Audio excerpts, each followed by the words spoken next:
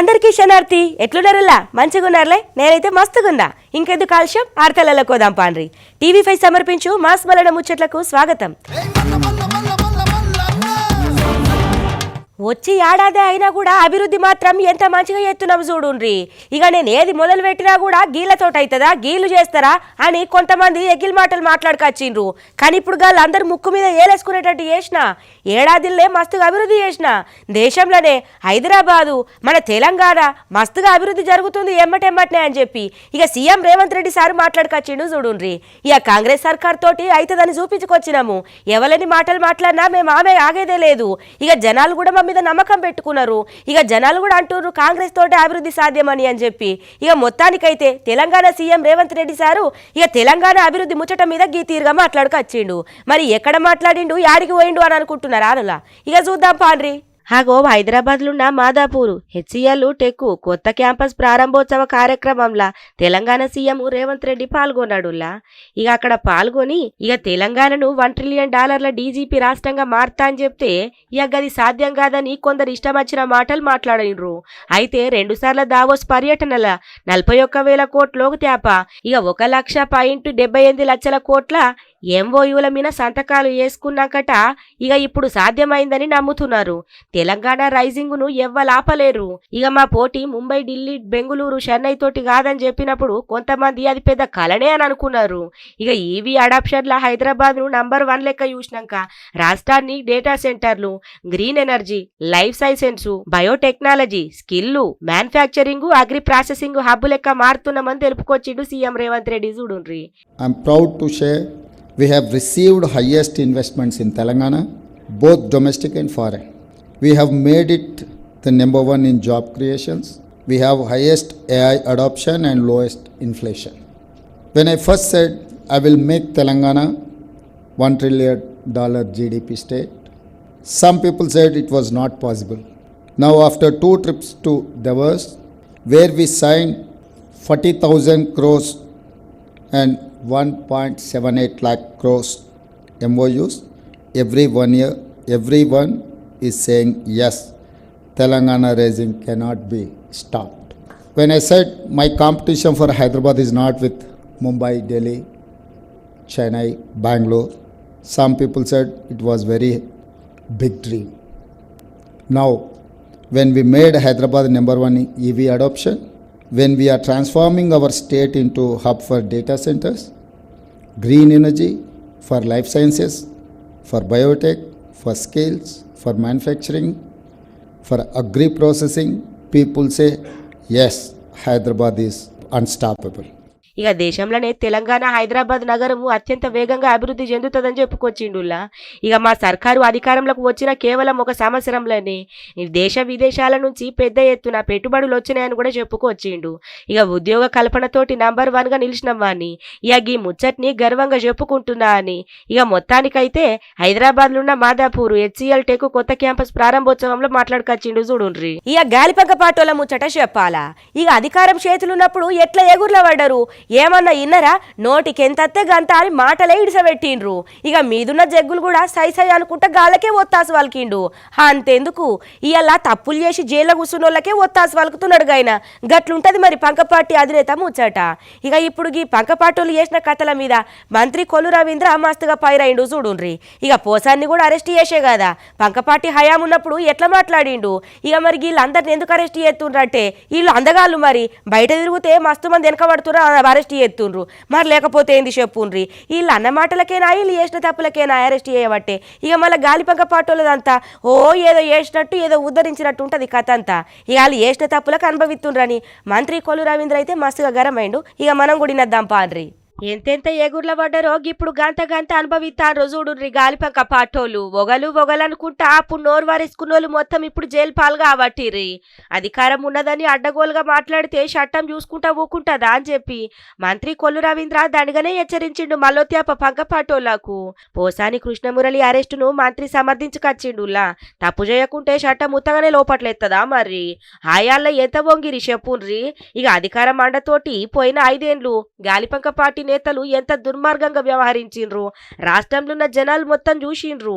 CM Chandrababu, మంత్రి Lokesh, deputy CM Pawan Kalyan ముచ్చట్ల నాడు ఇష్టమచ్చినట్టు ఇక ఎంత ఆగం మాట్లాడిండ్రో అని చెప్పి ఇక జనాలందరికీ గుర్తుందని ఇక మళ్ళీ తేప తెలుపుకొచ్చిండు అనుకో రాదు మంత్రి కొల్లు రవీంద్ర. ఇక ఇందాం పాన్రి. ఎవరైతే గతంలో ఇష్టారాజ్యంగా మాట్లాడారో మరి వాళ్ళ మీద చర్యలు తీసుకోవడం జరుగుతుంది తప్ప వాళ్ళు అధికారం ఉంది కదా అని చెప్పి ఏ రకంగా మాట్లాడారో చూసాం. ధర్మాన్ని కాపాడితే ధర్మం మనం కాపాడుతుంది. కానీ ఆ రోజు వాళ్ళు అధర్మంగా లేనిపోయినటువంటి నిందలు మోపి లేనిపోయినటువంటి కేసులు పెట్టించి అరెస్టులు చేయించి వ్యక్తిగతంగా కూడా మనుషుల్ని దూషించి ఇవాళ ఏ రకంగా చంద్రబాబు నాయుడు గారిని, పవన్ కళ్యాణ్ గారిని, లోకేష్ గారిని ఎంత దారుణంగా మాట్లాడిన సందర్భాన్ని మనం చూసాం. చివరికి అదే కాకుండా ఆనాడు ఇచ్చినటువంటి నంది అవార్డుల మీద కూడా మరి దుర్భాషలు అన్నటువంటి పోసాని మురళీకృష్ణని అరెస్ట్ చేయడం అనేది అది చట్టం ఫలితం చేస్తుంది. చట్ట ప్రకారమే ఇవాళ ఏది జరిగినా చట్ట ప్రకారం ఈ రాష్ట్రంలో జరుగుతుంది. ఇవాళ ఎందుకు అరెస్ట్ చేశారు, ఎందుకు చేశారు అనేది వైసీపీ నాయకులు మాట్లాడతానికి కూడా అర్హత లేదు. వాళ్ళు చేసినటువంటి అన్ని కూడా దుర్మార్గాలు. అగో గాలిపంక పాటోల లెక్కలు గట్లుంటాయులా. ఎన్నెన్ని మాటలు మాట్లాడినరో ఇప్పుడు ఎట్లా అయ్యిండ్రో చూడు, ఏం తెలియని ఎలక పిల్లల లెక్క. అందుకే ఓడలు బండ్లు అవుతాయి, బండ్లు ఓడలు అవుతాయి అంటే ఉత్తగానే నానుల్లా. ఇక గట్లే టైం అందరికి ఒక తీరుగు ఉండదు, మంచిగా ఉండాలా. అయినా గాలిపంక పాటోళ్లకు ఎన్ని మాటలు చెప్పినా అంతే. కుక్కతో కంకర అంటారు కదా, కుక్క తోక మీద బండ పెట్టినంతసేపే చక్కగా ఉంటది, తీస్తే మళ్ళీ అంకర అవుతుంది. ఇక గీల కథ కూడా గట్లనే. గాలిపంక పాటోళ్ళంటే గాలి చేతలాయే. ఇక ఎప్పుడా అనుకుంటున్నా ఎమ్మెల్సీ ఎలక్షన్లు రానే వచ్చినాయి. ఇక మస్తు మంది దాకా వచ్చి ఇక ఎవరిది వాళ్ళు ఓటేసుకొని పోయినరులా. ఇక 2 తెలుగు రాష్ట్రాలల్లో పట్టభద్రుల ఎలక్షన్లు ఇక మొత్తానికైతే మంచిగానే నడిచినాయి. ఇక ఎసొంటి అవకతవకలు జరగకుండా ఇక అక్కడక్కడ సీసీ కెమెరాలు పెట్టి పోలీసు బందోబస్తు తోటి పొద్దుగాల 8 నుంచి వెళ్ళి పొద్దుగుకి 4 దాకా మంచిగా అయిందిలా. ఇక చూద్దాం పాన్రి. ఇక 2 తెలుగు రాష్ట్రాలల్లో ప్రశాంతంగా ఎమ్మెల్సీ ఎన్నికలైతే అయిపోయినాయి అనుకోరాదుర్రి. ఓటేసేందుకు బార్లు కూడా తీరిండ్రు పట్టభద్రులు. ఇక తెలంగాణలో ఎమ్మెల్సీ ఎన్నికల పోలింగ్ కొనసాగింది మంచిగానే. మొత్తం 3 ఎమ్మెల్సీ జాగాలలో పోలింగ్ జరిగిందిలా. కరీంనగరము, ఆదిలాబాదు, నిజామాబాదు, మెదకు. ఇక మొత్తానికైతే ఇక పట్టభద్రులు టీచర్ ఎమ్మెల్సీ స్థానాలతో పాటు నల్గొండ, వరంగల్, ఖమ్మం జిల్లాల ఉపాధ్యాయ ఎమ్మెల్సీ స్థానానికి పోలింగ్ అయితే జోరుగానే సాగింది. ప్రధాన ప్రతిపక్షం బీఆర్ఎస్ పార్టీ ఎన్నికలకు దూరంగానే ఉన్నది త్యాప. పట్టభద్రుల స్థానంలో బీజేపీ, కాంగ్రెస్, బీఎస్సీ ముక్కోన పోటే వచ్చిందని చెప్పాలా. ఇక ఇటు ఏపీలో కూడా పోలింగ్ జోరుగానే అయిందిలా. ఉమ్మడి ఉత్తరాంధ్ర జిల్లాల టీచర్ నియోజకవర్గము, ఉమ్మడి ఉభయ గోదావరి జిల్లాల పట్టభద్రుల నియోజకవర్గము, ఉమ్మడి కృష్ణా, గుంటూరు జిల్లాల పట్టభద్రుల నియోజకవర్గ స్థానాలకు పోలింగ్ అయితే మంచిగానే అయ్యింది. ఇక ఈ జిల్లాల పరిధిలున్న ఉద్యోగులు ఓటు హక్కును వినియోగించుకునేందుకు ఎన్నికల సంఘము క్యాజువల్ లీవ్ కూడా ప్రకటించిందే. మరి ఇక ఎప్పుడానే ఈ టీచర్ పట్టభద్రుల ఎలక్షన్లు రానే వచ్చే, ఓట్లు కూడా అయ్యేపాయే. ఇక మరి ఫలితాలు రావాలా, ఫలితాలు వచ్చినాక ఎవరు గెలిచిండ్రు, ఎవరు ఓడిండ్రు, ఏంది ముచ్చట అనేది పూరాగా ఎరకైతుంది. ఇక గా రోజు దాకా ఆగాలన్నట్టు. ఇక మొత్తానికైతే అటు తెలంగాణలా ఇక ఇటు ఏపీలా ఇక ఎలక్షన్లు అయితే జోరుగానే అయినాయుల్లా. ఇక ఎసొంటి అవకతవకలు జరగకుండా ఇటు తెలంగాణ పోలింగ్ కేంద్రాలలో కూడా సీసీ కెమెరాలు ఏర్పాటు చేసిండ్రులా. ఇక ఇటు ఏపీలో కూడా పోలింగ్ కేంద్రాల కాడ ప్రత్యేక భద్రత చర్యలు చేపట్టిండ్రు. అబ్బర బిడ్డో, బయటకోతే మాడంతా మండుతున్నది, గట్ల కొడుతున్న ఎండలు. ఇయాల్టి కాంచెల్లి ఇంకా 5 వద్దుల దాకా ఇంకా మస్తుగా ఉంటాయటనుల్లా. ఇక నిన్ననే శివరాత్రి అయిపోయింది. శివ అనుకుంటే ఏమంట సలి జర్రంతటి పోయిందో లేదో ఎండలిటి రానే వచ్చినాయుల్లా. ఇంకా వడగాల్పులు కూడా మస్తుగుంటాయట రాను ముంగల. ఇక చిన్నపిల్లగాండ్లు, ముసల్ముడుగోళ్ళు జర పైలము సల్లంగుండుర్రి, చెట్ల చేమల కింద ఉండురు గాని ఎండకైతే అస్సలే బయటకు రాకుండ్రి. ఇక అటు ఏపీలో కూడా గదే లెక్క. ఇక నడిమిట్ల వాయుగాలు అత్తాయట, గదే వడదెబ్బలతోటి ఎంత తక్లీఫ్ అవుతుంది చెప్పుండ్రి. ఎండలైతే బగ్గున్నాయట, మన జాగ్రత్తలో మనం ఉందాము. హబ్బర బిడ్డో, తెలుగు రాష్ట్రాలల్లో అప్పుడే ఎండలు మస్తుగా మండిపోతున్నాయి. ఇక ఫిబ్రవరిలోనే బాలుడు ఉగ్ర రూపం దాల్చిండు. ఇయాల్టి నుంచెల్లి వచ్చే 5 రోజుల దాకా ఎండలు దంచి కొడతాయని వాతావరణ శాఖ చెప్పుకొస్తుంది. మరి ఏడి ఉక్కపోత ఇంకింత పెరగబోతుందట. మార్చి 2 లేదా 3వ వారంలా ఇక ఏపీ మీద వడగాలుల ప్రభావం చూపుతుందని వాతావరణ నిపుణులు అయితే అంచనా ఎత్తాండ్రు. ఇక ఏప్రిల్, జూన్ నడిమిట్ల పరిస్థితి ఇంకింత దారుణమే ఉంటదట. ఇప్పటికే కర్ణాటక, కేరళ రాష్ట్రాలకు భారత వాతావరణ శాఖ వడగాలుల హెచ్చరికలు జారీ చేసిందట. నుల్లా గత 5-6 సంవత్సరాలు పోల్చుకుంటే ఈ సంవత్సరం ఫిబ్రవరిలోనే వేసవి ఎక్కువగా ఉన్నది. దీన్ని అనుసరించుకొని పిల్లలు కావచ్చు, పెద్దలు కావచ్చు, వయోవృద్ధులు కావచ్చు ఎక్కువగా బయట తిరగకుండా దాన్ని మనం ఉదయం పుట్టినే కొన్ని పనులు చేసుకొని సాయంత్రం 6 గంటలు 4 గంటల పైన కొన్ని పనులు చేసుకుంటే బాగుంటుంది. హాగో సూషిన్ రానుల్లా నిన్నటికే శివరాత్రికి శివ శివ అనుకుంటా చలి ఎట్లా పోయిందో గాని ఎండ అట్లనే జొచ్చుకుంది చూడుండ్రి. ఇక కొన్నేళ్ల కాంచెల్లి భారత్ లో వడగాలుల ప్రభావం పెరుగుతూనే వస్తున్నది. గిది వ్యవసాయము రవాణా విమానాయం ఇక గిట్లా అన్ని రంగాలను ప్రభావితం చేస్తాందనే చెప్పాలా. ఇక గిట్లా పెద్ద మొత్తంలో వడగాల్పులు వచ్చేటప్పుడు ప్రాణాలు కూడా కోల్పోతుర్రు మస్తు మంది దాకా జనాలు. చిన్న పిల్లగాండ్లు ముసలోళ్ళు ఎక్కువ ప్రభావితం అవుతారు దీనికి. ఇక వ్యవసాయం పంట పొలాలలో దిగుబడి గణనీయంగా తగ్గిపోతుంది. కోస్తాంధ్ర ఉన్న కొన్ని జాగాలల్లో కొద్ది రోజుల కాంచెల్లి ఉష్ణోగ్రతలు 3 నుంచి 5 డిగ్రీలు పెరిగినాయి. మళ్ళా విశాఖ, నరసాపురం, మచిలీపట్నం ఇంకిన్ని జాగాలల్లా ఇంకింత గట్టిగానే ఉన్నది ఎండ. ఇక తెలంగాణలో కూడా వచ్చే 5 వద్దులు ఉష్ణోగ్రతలు పెరుగుతాయని వాతావరణ శాఖ హెచ్చరించింది చూడుండ్రి. ఇక మొన్న ముచ్చట చెప్పుకున్నాం కదా నుల్లా, కరీంనగరం కాడ 70 తులాల బంగారము 5 లక్షలు 7 లక్షల దాకా పైకం దొంగతనం చేసుకొని పోయినరని గా ఇంటోళ్ళ మీద కూడా దాడి చేసిండ్రని మాట్లాడుకున్నాం. మరి ఇంటి దొంగని ఈశ్వరుడైన వాటలేరంటారు కదా. ఇక మరి దొంగతనం చేసింది ఎవరో కాదట, కొడుకు కోడలేనట. కొడుకు మస్తుగా అప్పులు చేసిండట, కోటి మీదనే ఉన్నాయట. అయ్యా గిట్ల అప్పులు చేసినా నాకు ఇన్ని పైసలు ఇయ్యంటే తండ్రి లేదని చెప్పిండట. ఇక సాదే కాడికి సాగుతారు, అప్పులు చేసినా కూడా మొత్తం తీసుకొచ్చి పెడతారు అనుల్లా. ఇక మరి ఇంకేమున్నది, బిడ్డ బంగారం కూడా ఇంట్లోనే పెట్టుకున్నారట. ఇక ఇదంతా ఈ అనుడితోటి కోపం పెంచుకున్న కొడుకు కోడలు ఇక దొంగల్ని పంపించి దొంగతనం చేపించిండట. ఆఖరికైతే గిల్లని పట్టుకున్నారు. ఇక చూడుండ్రి. హగ్గో చూసినారులా, సొంతింటికే కన్నమేసిండ్రు పాపం. మరి ఏమాపదచ్చిందో.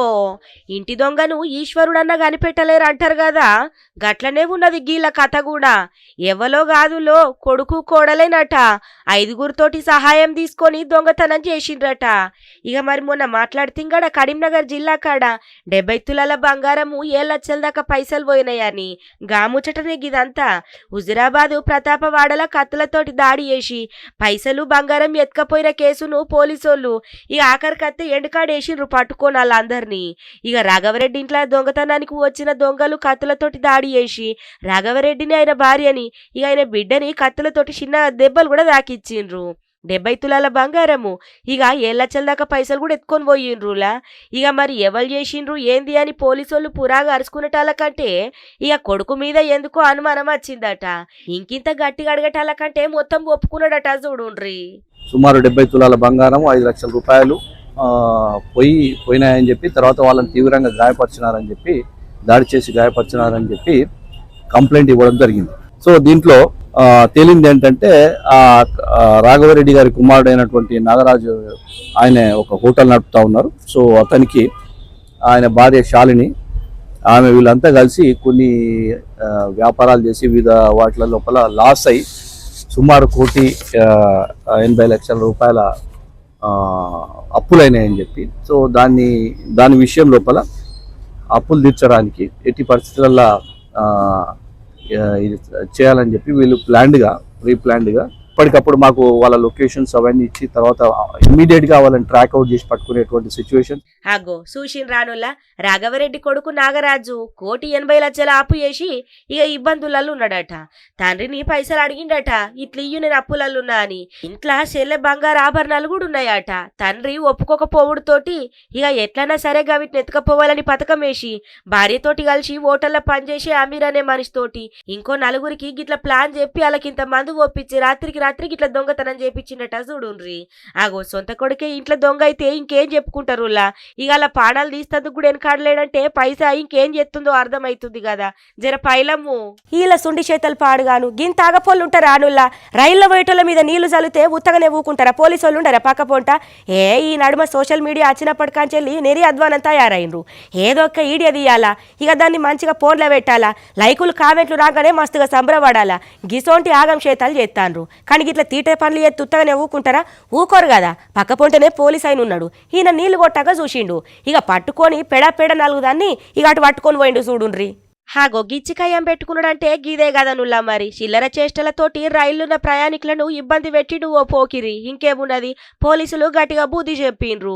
ఇక స్టేషన్ల ట్రైన్ మెల్లగా పోతున్నదట. ఇక రైళ్లున్న ప్రయాణికుల మీద ఓ నీళ్ళ డబ్బా పెట్టుకొని పోయేది ఓంగా మెల్లగా పోతున్న రైళ్లకు నీళ్లు చల్లిండట. ఇంకేంది అలా ముఖాల మీద పడ్డాయట నుల్లా.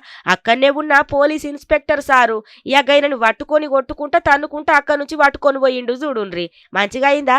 సప్పుడు లేకుండా ఏంది గీ తీట లెక్కలు అయినా ఈనాడు మా గీసుంటోళ్ళు బగ్గ మోపైతాన్రు సోషల్ మీడియా అచ్చి నుంచి నెరి అధ్వానం తయారైనరులా ఏది పడుతుంది వీడియోలు తీసుడు లైకుల కోసం ఫేమస్ అవ్వుడు కోసం ఇక సోషల్ మీడియాలలో పెట్టుడు ఒక్కొక్కసారి తిరిగి గిట్లనే మనకే కొడతాయి ఇక అప్పుడు ఏం చేస్తారు వాళ్ళు తీసుకున్న బొందల గాల్లే పడ్డట్టు అవుతుంది ఇప్పుడు గీ పోరనికైనట్టు ఇగో ఇవ్వనట్టులా ఇయాల్టి టీవీ5 సమర్పించు మాస్ మలన ముచ్చట్లు చూస్తూనే ఉండుర్రి మళ్ళీ రేపు ఇయాల్టి దాకా ఇగుంటా ఇంకిన్ని మంచి మంచి ముచ్చట్లతోటి మళ్ళీ రేపు కలుద్దాం.